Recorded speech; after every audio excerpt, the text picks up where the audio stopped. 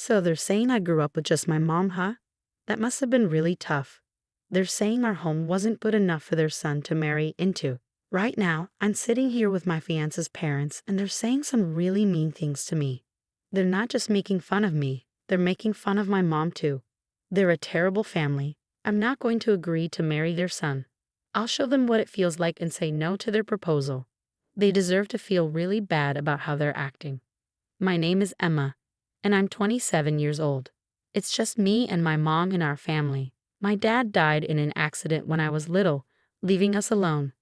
When my dad passed away, my mom didn't cry. She always smiled, even though I was crying a lot. My mom worked really hard so I could go to university and study law. Now I work for a big company and stay really busy. My fiancé, Michael, is 30 years old, 3 years older than me. He asked me to marry him after we'd been together for a year and a half. He asked me out after we met at work, and I said yes because I wanted to make my mom happy, even though I thought it might be too soon. Today we're going to meet his parents to talk about our wedding. I'm so nervous. Do I look okay? Don't worry, Emma. You always stress too much. But Michael, you mentioned your parents are quite important. They're considered wealthy. It's more about my granddad, though. He was quite successful. Yeah, his folks are what you call rich. His granddad did well as a business person and left a lot of money when he died. It seems like his dad is living off that money. Do you think they'll be okay with it? I picked this gift from a fancy store, but do you think they'll appreciate it? It's okay, it's okay. What matters is that we brought a gift. Gosh, I'm really anxious, you know. He's just going back to his parents' house. So he's calmer than me. I'm so nervous, it feels like my heart might leap out of my mouth. Try to be a bit more serious. This is a formal meeting to tell them about our wedding. As I started to get annoyed by his relaxed attitude, I saw a huge mansion that took my breath away. It's huge, just like I thought. When I quietly said that, he chuckled proudly. Granddad was quite something. Dad and everyone else are waiting. Let's go in fast. As we stepped into the entrance together, the big door opened by itself and his parents welcomed us. Hello, you're Emma, right? Our son has told us about you. It's a pleasure to meet you. I'm Michael's mother. Yes, nice to meet you. I'm Emma. You're so sweet. Please come in. I'll prepare some tea. His mom was calm and smiling the whole time, which helped me relax a bit. His dad was also friendly. So you work with Michael, huh, Emma? That's impressive. A woman working at that company. Thank you. The term a woman bothered me a bit, but I took it as a compliment and replied politely. However, as the conversation went on, I started to feel more and more uncomfortable. While deciding to marry Michael takes courage, Emma. Huh? What do you mean? Michael's parents, in other words, us, were wealthy. Normally, someone might feel intimidated by the difference in status and be hesitant about marriage, you know. Yeah, some people might feel that way. Michael's dad seemed to think they were quite special and didn't hesitate to talk about their status. Michael's mom, who had been calm before, started to show her true colors as the conversation went on. Well, my family wasn't really rich, but as you can see, and pardon me for saying this, I'm quite attractive. Don't you think I'm a good match for my husband? Oh, I see, Emma. You're remarkable for agreeing to marry Michael with your looks. I couldn't do it. I couldn't tell if she was being sarcastic or sincere. I looked at Michael for help, but he didn't seem to care. In fact, he even joined in and started teasing me with his parents. Emma, she's not the most beautiful, but she's good at her job. I think she'll make a good wife. She's highly respected at work, even though she's a woman. I believe she can keep up with me, right? Was he always like this? When it was just the two of us, he seemed more composed. Maybe he acts different around his parents. While I wondered about this, I managed to keep up a polite smile. Suddenly, Michael's dad asked him, "Oh, Michael, have you met her parents yet?" Of course, I've already handled that, so no need to worry. I assume Emma's parents are pretty ordinary. She doesn't have a dad, but her mom seems like any other mom. After Michael's response, his dad's eyebrows twitched. No dad, Emma.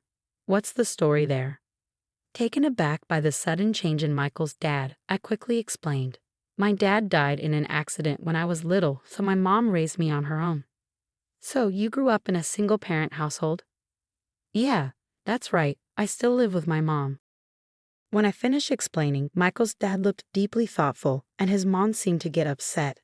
They started whispering as if they were having a private conversation. Is everything okay?" I asked cautiously, confused by their reactions. At the same time, Michael's mom said something surprising. "This could be a problem." What do you mean?" "Michael, maybe you should think again about marrying her. Mom will find you a girl from a better background." "Wait, what are you saying?" Michael's mother gave me a cold stare. "A girl raised by a single mother isn't suitable for Michael, is she?" Right beside her, Michael's father quickly added, "Exactly, Michael.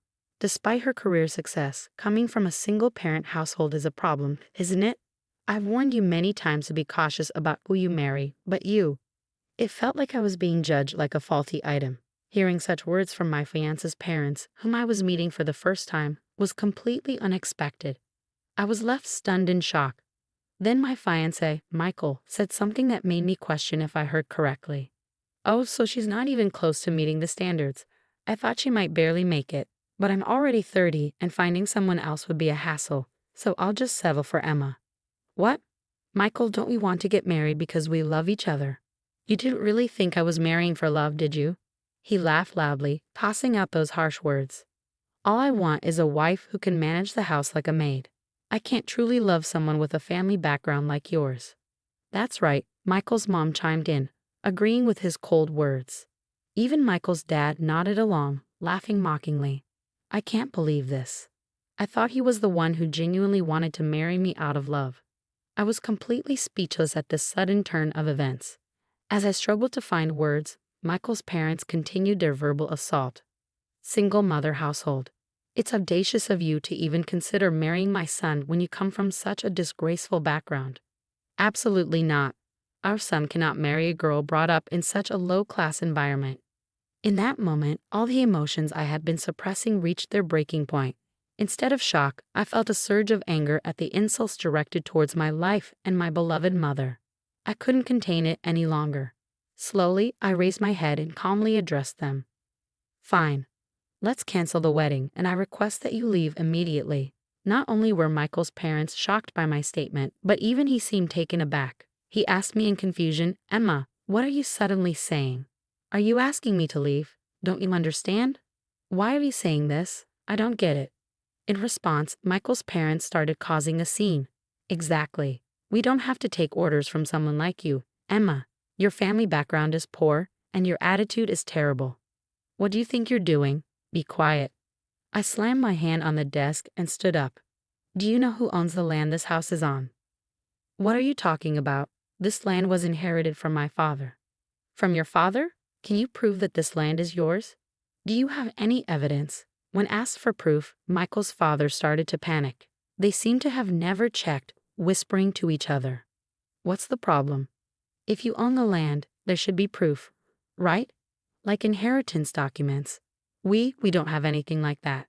This house was built by my father, and this land belonged to him from the beginning. That's how he could build it." As Michael's father spoke, Michael's mother also chimed in. "First of all, what are you talking about, Emma? It's impolite for someone like you to discuss someone else's property. Stop it. Just because my parents didn't approve of our marriage, don't start making baseless accusations. It's pointless to keep going like this." I decided to reveal the truth. "It seems you're unaware, so I'll explain. Your grandfather only had a lease agreement with my grandfather." "What? A lease agreement?" It seemed like a new term for him, and Michael's father looked confused. I was frustrated and explained it patiently so even this ignorant family could grasp it. "A lease agreement means you're allowed to use the land. Right now, you're using it for free, but when the agreement ends, it goes back to us. So basically, your grandfather is just borrowing this land temporarily from mine." "No, that can't be. I've never heard of such a thing." "You're lying." "Are you calling me a liar? That's not true, and we have the contract to prove it. We've already checked its validity." Michael's father was stunned and flustered by this unexpected truth. "No, it can't be true. You're just making it up. You come from a single-parent family and your dad passed away." "That doesn't matter. My mom's dad owned a lot of land and lent it to many people. We've been able to live thanks to his support." "You own that much land?" Yeah, I studied law in college, so my mom and I were looking into our land leases. That's when we found out that this place where you live is also owned by my grandfather. Do you get it now? The three of them were shocked and speechless. They were struggling to understand their situation, but I explained it anyway. Considering this, could you please leave this land soon? According to the contract, the free rental period ended a while ago. I believe my mom sent you a notice beforehand. A notice? No, we never got anything right, Mom. Michael's father looked to his mom for confirmation, but she replied with a pale face. I did notice an envelope coming every month, but I didn't really understand what it was for, so I thought it was junk mail and threw it away. Could that be it? That was the notice, I said with a smile. We've been sending notices for over 2 years now. What will you do? Pay 2 years worth of land rent or leave? You need to decide. Wait, hold on. You can't just spring this on us out of nowhere. Out of nowhere? We've been asking you to do something for a while now. Please make a decision, Michael's father begged desperately, kneeling down. We've been facing huge losses in the stock market recently, and our assets are minimal. We were counting on Michael's support from now on. But there was no room for leniency anymore. I had planned to settle things amicably if the marriage was decided and if I received an apology about the notices. But since you've insulted my mother, I've had enough. I'm sorry, but I can't let you continue to stay on this land for free. With that refusal, Michael's parents started to tremble. Even Michael, who had been calm until then, began to change his attitude as if it were the right moment. Hey, Emma, can't you stop this now? I'm going to marry you, so please. What are you saying now? So what? Let's just forget about this. If we get married, there won't be any issues with the land, right? Right? Is this guy for real? I can't imagine marrying someone so disrespectful. At this point, I don't meet a man who insults his fiancé alongside his parents. I'm sorry, but I have to decline. I refuse to become part of a family with such a conceited man like you and your knave parents. At my words, he looked like he was on the verge of tears. Please forgive me. What happened next doesn't need much explanation. Despite boasting about their wealth, his parents were actually struggling financially. They couldn't even afford to pay the land tax for 2 years upfront, revealing their true financial situation. Eventually, they had to leave their land, sell their grandfather's pride and joy, the house, to cover the overdue taxes.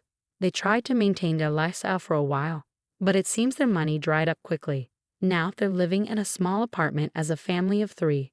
Word about the whole ordeal spread quickly within the company, and he lost his reputation.